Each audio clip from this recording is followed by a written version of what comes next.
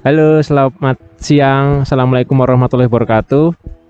Sobat-sobat sehat semua, kita saat ini sedang acara kolaborasi sehat. Ini saya sebagai host, Dr. Oni Wiratama, spesialis obstetri dan ginekologi dengan bidan Evita di Rumah Sakit Restu Ibu Sragen sebagai praktisi prenatal gentle yoga. Kali ini kita akan memfokuskan tentang kehamilan trimester 1 dan gerakan yoga yang aman, gitu ya Mbak Evita ya. Jadi kali ini harapan kami untuk mengedukasi masyarakat di Sragen khususnya untuk lebih aware tentang gerakan-gerakan yoga, karena banyak sekali sepertinya ya Mbak Evita pasien-pasien hamil yang di awal-awal kehamilan sudah banyak keluhan-keluhan yang mungkin sebenarnya bisa dibantu dengan gerakan-gerakan yoga ringan. Ya banyak hal sih, seperti mungkin nyeri pinggang dan lain-lain. Mungkin sebelumnya Mbak Evita silahkan memperkenalkan diri sebagai bidan praktisi yoga di sini. Pengalaman selama ini bagaimana? Silahkan Mbak Evita. Ya, terima kasih ya Dr. Oni. Assalamualaikum warahmatullahi wabarakatuh. Perkenalkan, saya bidan Evita Dian Nuryani, fasilitator prenatal gentle yoga di Restu Ibu. Untuk selama ini yang ikut yoga, alhamdulillah lumayan ya Dok ya. Apresiasinya bagus, terus kemudian hampir tiap hari, apalagi masa pandemi ini kita kan buka kelasnya kelas privat, hampir tiap hari pasti ada. Kalau jadwal saya itu hampir setiap minggu tuh full gitu. Jadi ya memang kalau yoga itu memang harus dari kemauan diri sendiri dulu. Sebelum kita dorong-dorong istilahnya, nanti kan tetap tiap pertemuan itu dia seperti ada gambaran. Setelah itu ada PR. Setelah ngerjakan ini harus apa, step naik seperti itu. Seperti itu Pak Dokter mungkin. Jadi memang saya tekankan juga, kita ini provider, baik saya sebagai dokter kandungan, kebidanan, kemudian Bu Bidan di sini, bidan Evita, dan dibantu bidan-bidan yang lain, dan juga fasilitas kesehatan di sini Rumah Sakit Ibu dan Anak Restu Ibu Sragen ini sifatnya adalah memfasilitasi. Artinya semua itu kembali pada ibu-ibu sekalian. Bagaimana selama hamil ini mau berusaha. Jadi kita tidak akan bisa berhasil ibu sekalian kalau kita saja yang aktif. Jadi kita harus sama-sama. Itulah makanya alhamdulillah berkah pandemi ini adalah kita memang secara kuantitas mungkin ya Mbak Evita ya, yang datang untuk senam itu atau privat, tapi itu akan memberikan suatu keadaan chemistry. Jadi antara bidan praktisi dan pasien itu akan semakin dekat. Nanti mungkin dia akan bisa, nanti kalau misalnya saya lahiran mungkin bisa dibantu ya Mbak, karena mungkin kita udah dapat chemistry-nya. Mungkin kalau kelas kan kendalanya itu sekarang ini, mungkin kalau mau minta tolong dibetulin gerakannya itu dia pekewo sama teman sebelahnya. Tapi ya sekali lagi ini plus minus, jadi ya kita manfaatkan masa-masa pandemi ini dengan maksimal. Oke, kita masuk ke topik di bahasan kolaborasi sehat kali ini. Jadi trimester 1 itu batasannya 3 bulan pertama ya Bu Bidan Evita ya, sampai ke 12 minggu. Jadi biasanya kami sebagai dokter kandungan kebidanan, jika memang terutama begini, kalau pada ibu-ibu hamil ini kita lakukan pemeriksaan baik dari luar maupun dari pemeriksaan USG, tidak ada pemberat pada ibu dan bayi, kita akan menyarankan sedini mungkin untuk melakukan yoga karena tidak ada mudaratnya, terutama jika memang pasien ini juga punya kemauan yang kuat. Nah, kemudian mungkin untuk gerakan yoga di trimester 1 ini yang aman, mungkin bidan Evita bisa memberikan suatu gambaran.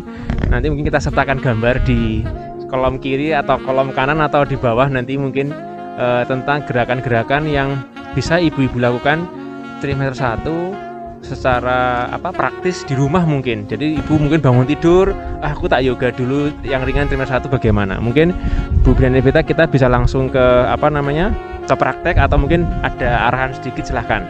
Ya, terima kasih ya dokter. Ya. Untuk yoga pada awal trimester atau trimester 1, yang penting kita dapat rekomendasi dulu untuk kehamilannya itu sudah aman atau belum. Kalau memang dari dokter SPOG sudah aman, oke, kita bisa mulai gerakannya. Itu antara lebih banyak ke rebahan atau tidur, seperti lain dengan chill pose. Jadi chill pose itu atau posisi anak itu duduk tapi tangannya dikedepankan seperti itu. Nanti kita bisa lihat gambarnya di sebelah sini ya. Kayak ini, kita kayak mau sujud tapi pantatnya itu harus nempel di tumit. Nah, tangannya bisa kebayang enggak ibu-ibu hamil sekalian nih, pantat menempel ke tumit. Iya, nah, pantatnya harus nempel. Sujud tapi pantat menempel. Mungkin bisa dipraktikkan sedikit. Intinya itu nempel sama tumit, iya, tuh nempel ibu-ibu di tumit, sekalian, jadi diingat-ingat. Nah, tapi nanti kakinya nempel. Seperti itu ya, Dok ya. Jadi perut itu tidak boleh terlalu tertekan sama tidak itu tidak kita tertekan. ya, bidan kita ya. Enggak, tapi itu, tumit nempel sama pantat. Iya. Oke, itu namanya chill pose. Chill pose. Anak, posisi anak. Iya. Child pose ya. Child pose. Nah, itu gerakannya kan untuk membuat ruang. Ruang di perut ya, di ruang di rahim. Kemudian selain itu juga salah satu posisi optimalisasi kepala janin. Jadi mulai dari awal dia sudah belajar seperti itu. Ya, itu untuk gerakan pertama ya, Dok ya. Nah, mungkin saya bisa yang nambahin aman. untuk gerakan pertama ini berarti artinya child pose itu kan berarti kita seperti tadi yang itu mungkin nanti bisa diyakinkan sama dokter yang memeriksa atau mungkin saat diperiksa sama Bu Bidan bahwa memang rahimnya itu satu, mungkin posisinya kantong kehamilannya terutamanya tidak dalam keadaan yang terancam mohon maaf keguguran. Ya, mungkin bener. dia posisinya kantongnya ada beberapa keadaan yang implantasi atau penempelannya itu di bawah, itu mungkin tidak disarankan kalau misalnya memang seperti itu.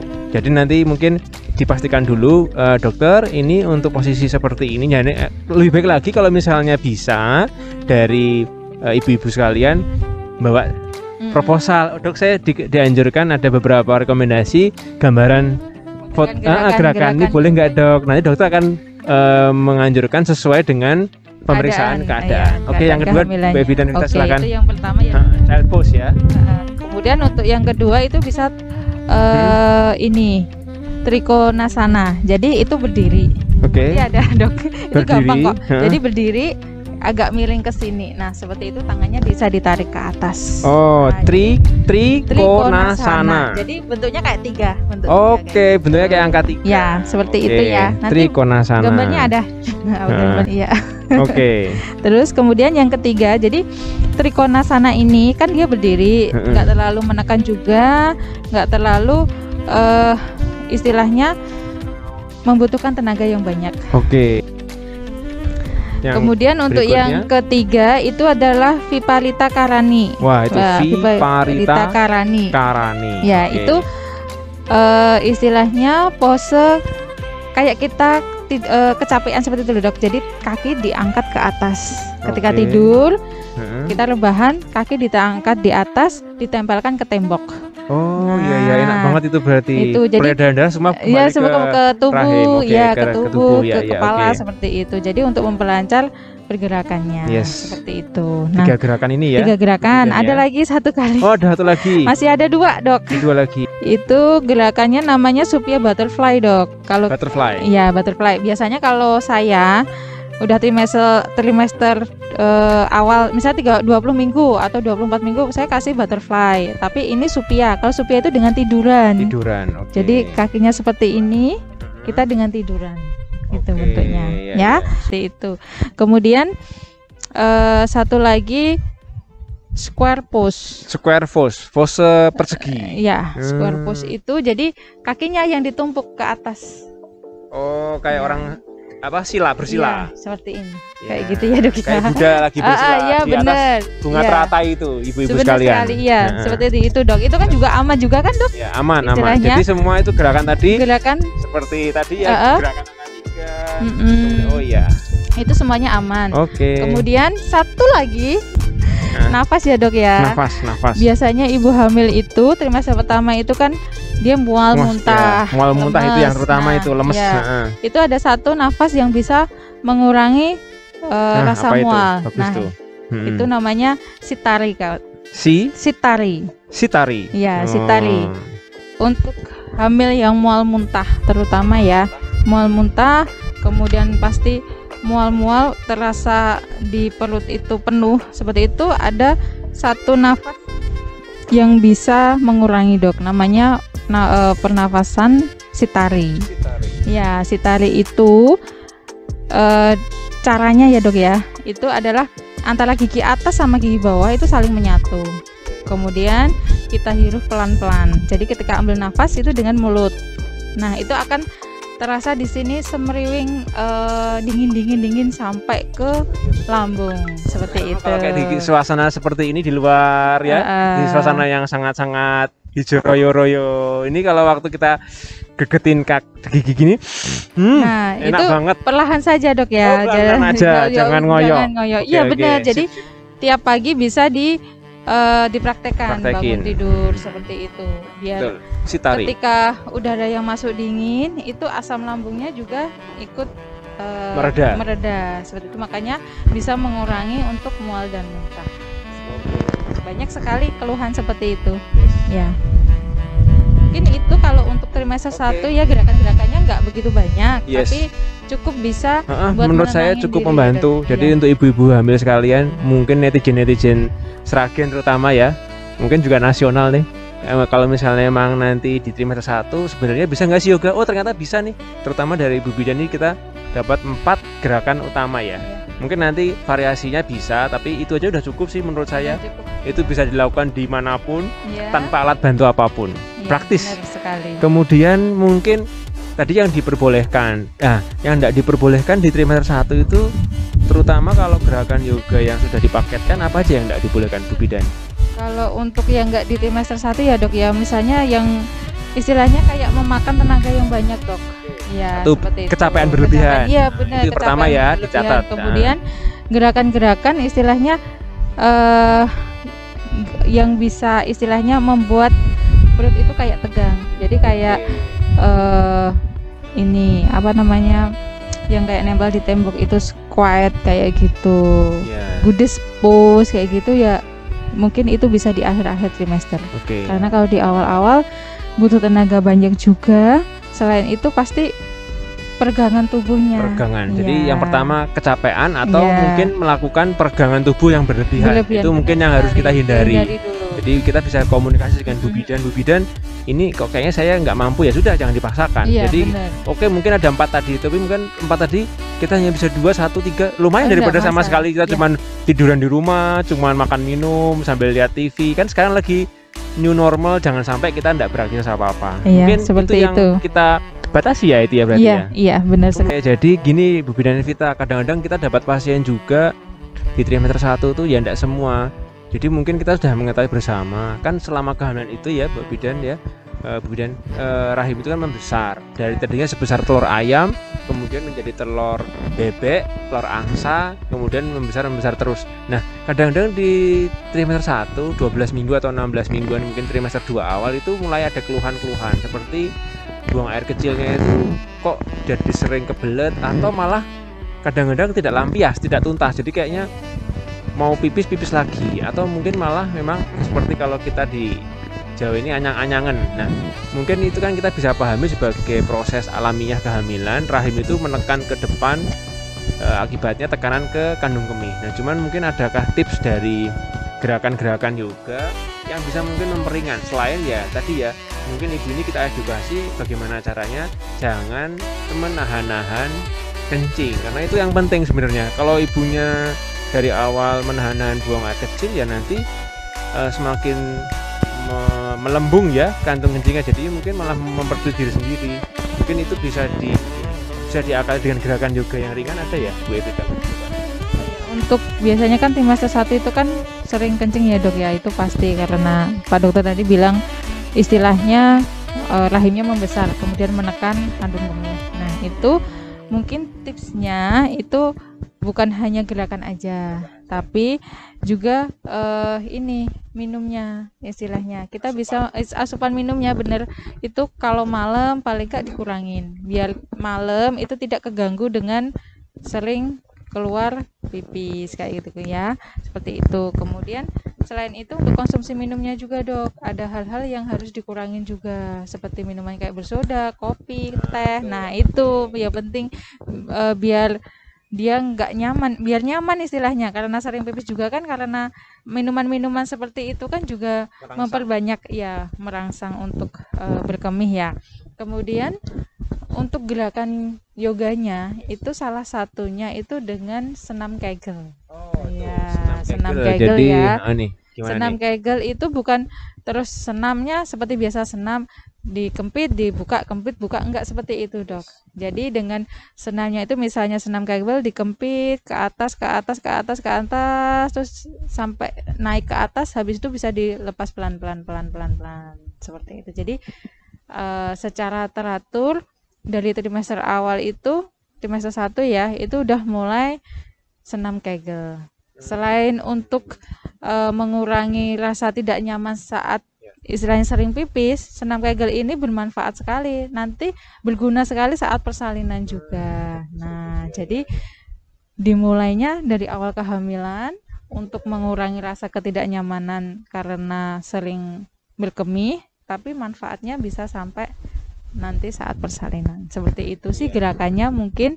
Memang menarik sekali ya. Jadi gerakan yoga ya Bu Bidan ya, Iya. itu di trimester 1 ternyata bisa loh untuk Bisa. mengakali rasa berkemih yang mungkin tidak tuntas atau malah kok sering kencing ya. Jadi itu memang mungkin satu tanda kelemahan otot-otot dasar panggul. Jadi tadi kan poinnya utama ada 2 ya, Iya. batasi asupan berlebihan, Iya, benar. batasi minuman-minuman yang mungkin merangsang terjadinya rasa ingin berkemih terus menerus ya toh, sama mungkin tadi memperkuat otot dasar panggul. Emang ini hal-hal yang basic, dasar, mudah, praktis, tapi kadang-kadang dilupakan. Jadi kan itu kadang-kadang kita kan hukumnya kalau tidak ada minuman yang berlebih ya insya Allah kemihnya nggak akan terganggu. Jadi kalau misalnya kita berkemih dengan proporsional ya, kita kan bilang selagi proporsional, tidak berlebihan tapi tidak kurang, karena kan kalau trimester 1 kita dehidrasi juga tidak boleh. Jadi kalau misalnya memang bisa diatur pola minumnya lebih baik ya. Kemudian batasi minum bersoda karena itu juga tidak bagus kalau terlalu banyak. Kemudian minuman yang teh mungkin juga, teh manis itu merangsang seperti teh dan kopi, selain memang dia mengandung zat polifenol yang menghambat penyerapan nutrisi yang baik bagi kehamilan. Kemudian senam Kegel tadi saya mau menambahkan yang paling mudah sebenarnya kalau kita kencing tadi memang betul, kita saat pancaran kencing yang pertama itu kita biarkan mengalir, terus pertengahan kita hentikan beberapa saat sampai mungkin beberapa detik aja sudah cukup ya. Itu dihitung berapa kali biasanya kalau baiknya? Itu biasanya kayak gini dok. Jadi ketika kita menghentikan gerakan pipis tadi, ya, tapi itu kayak pipis kedua gitu pipis loh. Kedua. Jadi ya benar. Jadi pipis pertama di ini, terus habis itu dibiarkan, dihentikan, kemudian dikeluarkan lagi. Nah, jadi seperti gitu. Kayak meremas, melepas. Benar Dan sekali. lebih mudah lagi nanti pakai jari tangan ibu-ibu sekalian dimasukkan ke dalam vagina, seolah-olah meremas jari tangan itu sendiri. Ya, itu juga salah satu gerakan senam Kegel. Jadi untuk ibu-ibu hamil nih sebenarnya dari awal hamil bisa memperkuat otot-ototnya ini bermanfaat, karena nanti waktu trimester 3 panggul ini memegang peranan.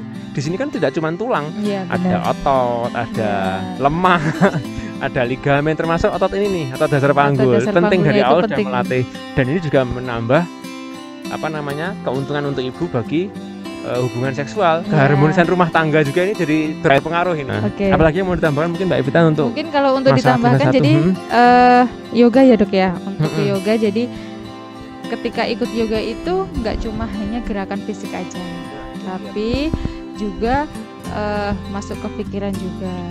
Ya, itu yang paling penting. Apalagi ketika trimester pertama itu banyak sekali rasa-rasa yang tidak nyaman. Nah, ketika di yoga ada centering atau istilahnya pemusatan pikiran, nah itu penting sekali, dia bisa menjadi lebih nyaman. Untuk menjalani kehamilannya, untuk merasakan ketidaknyamanannya ya dengan cara istilahnya kayak meditasi seperti itu dok istilahnya. Semua matching ya antara spiritual Iya, benar sekali. sama logika, sama fisik semua harus itu jadi satu. berpengaruh. Memang Iya. ini satu kehamilan ini adalah suatu rangkaian kehidupan bagi seorang wanita. Kalau kita bilang kalau belum hamil ya belum merasakan jadi seorang ibu, memang benar karena banyak terjadi perubahan biokimia, perubahan fisik ya, yang mungkin psikis juga itu masuk. mungkin nanti ya psikis, mungkin nanti kalau misalnya sudah tidak hamil akan kok kangen ya rasa-rasa lagi hamil, ngerasain gerakan bayi dalam rahim, ngerasain morning sickness, ngerasain segala macam itu, mungkin nanti kalau sudah tidak hamil tuh seperti kangen. Tapi ya ini kembali lagi ke tiap-tiap individu sejauh mana pingin berusaha ya toh, kita ya, karena kita juga sebagai fasilitator tuh ya hanya memfasilitasi. Jadi kita bukan sebagai tokoh utama. Sekali lagi tokoh utama adalah ibu-ibu sekalian. Ya, benar sekali. Mungkin untuk trimester 1 kita rasa cukup ya Bu dan Evita ya. Itu Dok, mungkin karena kalau trimester 1 itu memang terbatas sekali. Terbatas tapi bukan berarti tidak melakukan. Tidak boleh, ya boleh. Yang jatuh juga terbatas tapi ada yang bisa dilakukan. Iya, bisa. Yang penting aman. Oke, ya semoga di sesi pertama yoga dalam kehamilan ini trimester 1 kita bisa memberikan pandangan sama ibu-ibu hamil sekalian, terutama di Sragen lah ya. Kita karena kita bekerja di Rumah Sakit Ibu dan Anak Ibu Sragen ini berusaha memberikan awareness, jadi hamil itu bisa atau seperti ini. Nah, jadi ibu-ibu kalau sudah ada kewaspadaan, kemudian nanti bisa terjadi keinginan dan syukur dilaksanakan, tapi dengan penuh dari hati, dari hati dan penuh kesadaran. Kalau nggak dari hati susah Dok. Yes.